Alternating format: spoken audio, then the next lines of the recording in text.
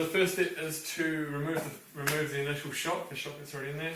Put some weight on it and unscrew the top part first, the cylinder, while holding the rod steady. So to keep on unscrewing until it's almost out, and then release some weight from the top as it comes up.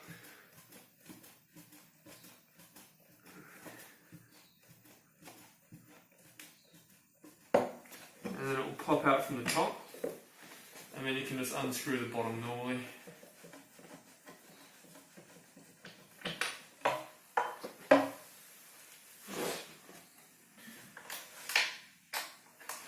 And now unscrew the 4 nuts on the U-bolts and remove the assembly from the top of the suspension.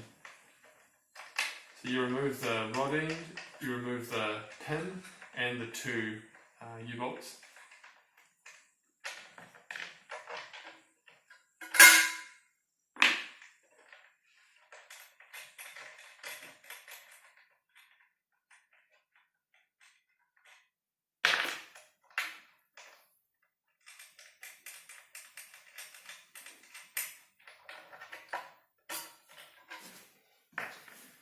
And then put the new shock in. This will have a rubber buffer on here and also a steel washer.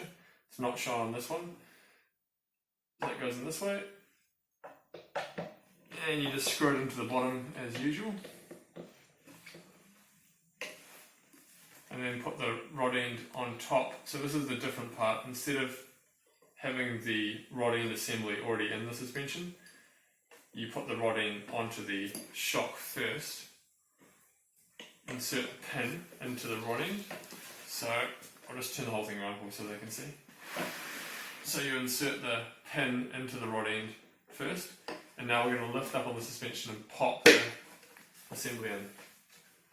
Just make sure it's centered and that the rod end is locked into its seat. And now the U-bolts go on the other way, so coming in from the bottom with the nuts on top.